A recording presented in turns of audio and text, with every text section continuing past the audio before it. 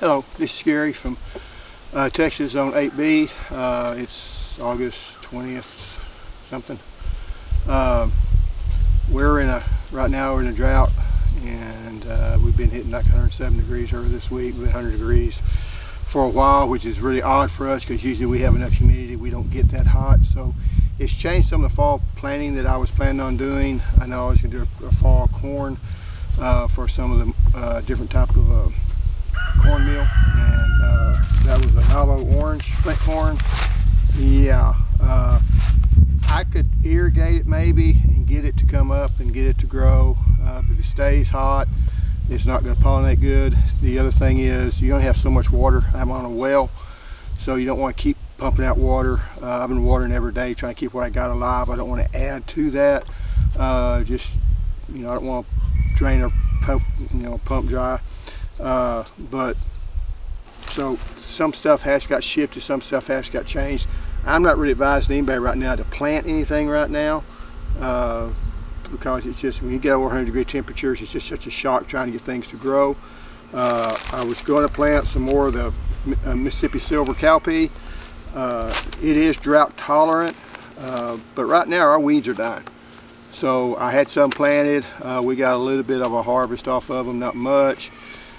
Got a little bit more than what seeds I planted probably. But if I'd have watered them once or twice, they probably would have went ahead and made, but it's just gotten so hot, they're starting to give out also. So I'm waiting on these. If we get a rain between now and September 1st, somewhere around there, I still plant them because they need heat.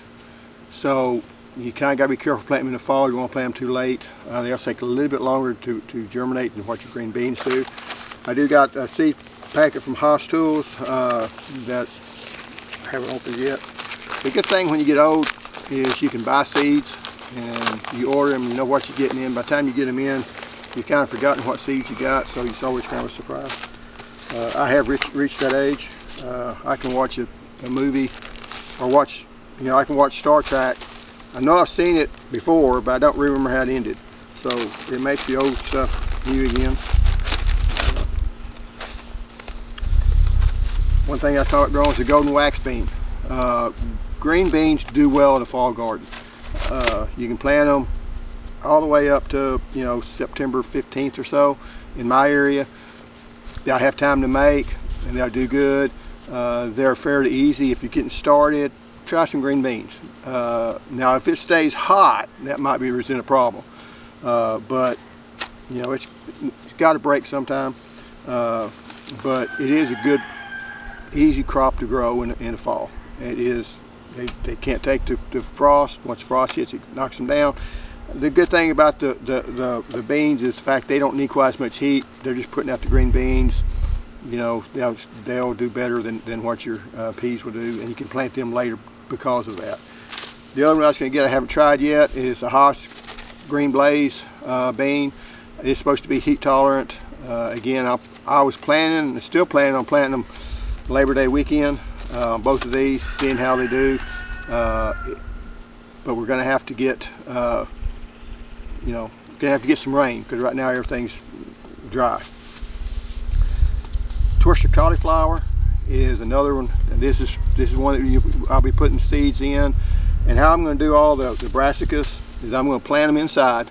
As soon as they break dormancy, as soon as I start seeing the green coming up on them, I'm going to take them back outside and keep them wet and let them grow outside because they need a lot of sunlight. I haven't been able, they get leggy on me if I keep them inside. They can take a fair amount of heat early on. So again, these I was going to plant, September 1st all the time. Godzilla Broccoli, same thing.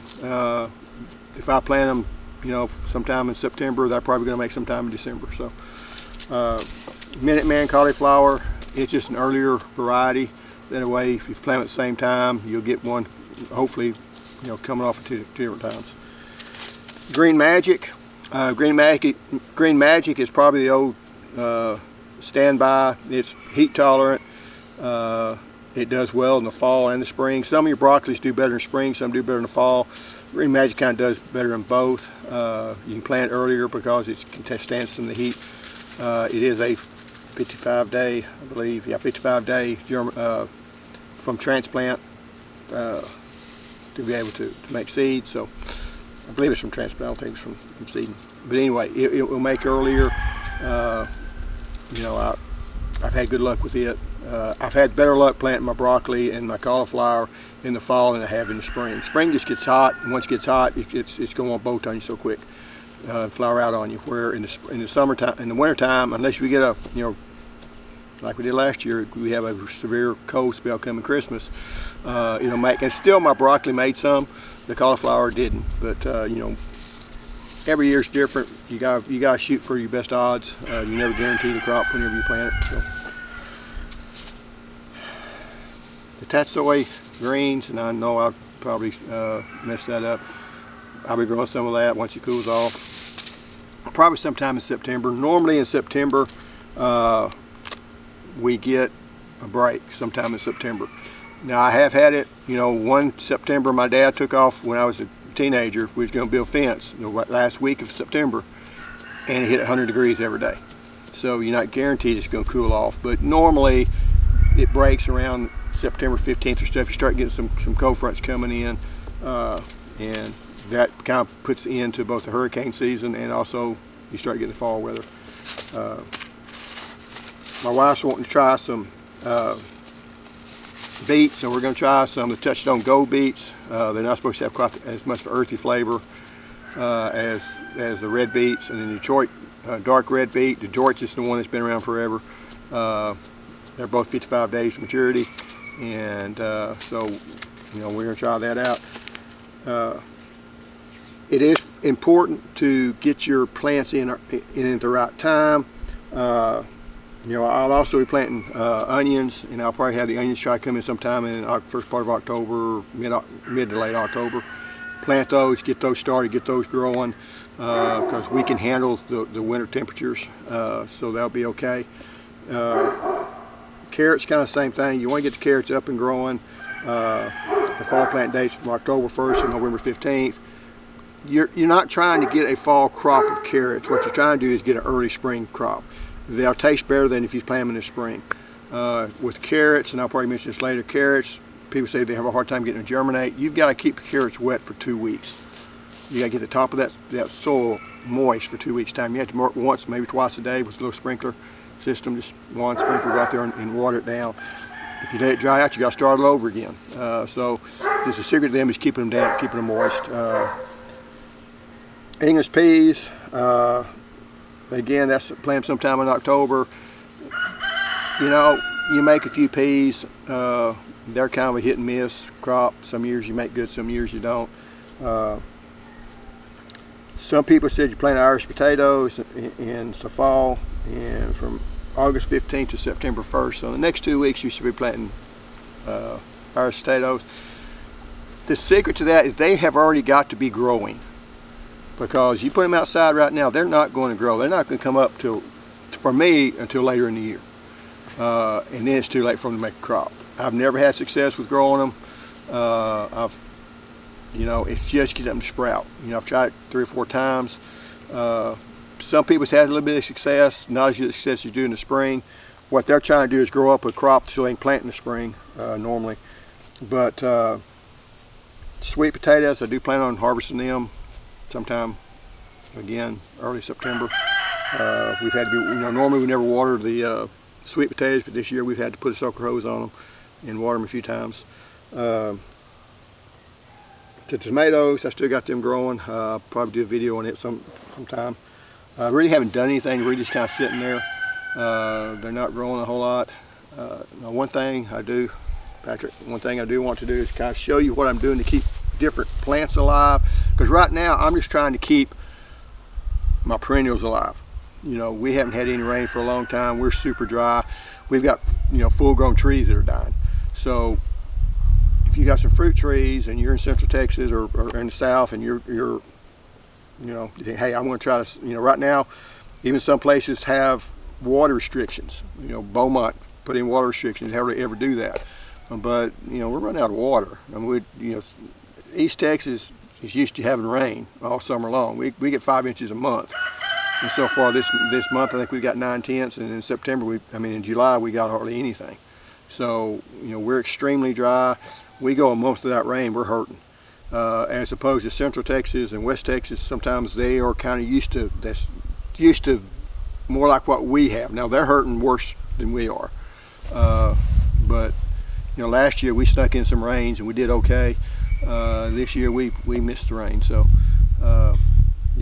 the scary thing about the people on the coast is the fact that, okay, the Gulf is percolating right now, and we're going, okay, do you want rain? But if you get rain, that means you open yourself up for tornadoes, and for hurricanes. So we're kind of in a holding pattern. We know we're going to get the rain sometime, but we don't know if we want the rain now or we want to wait for a couple months. But anyway, let me show you what I've been doing.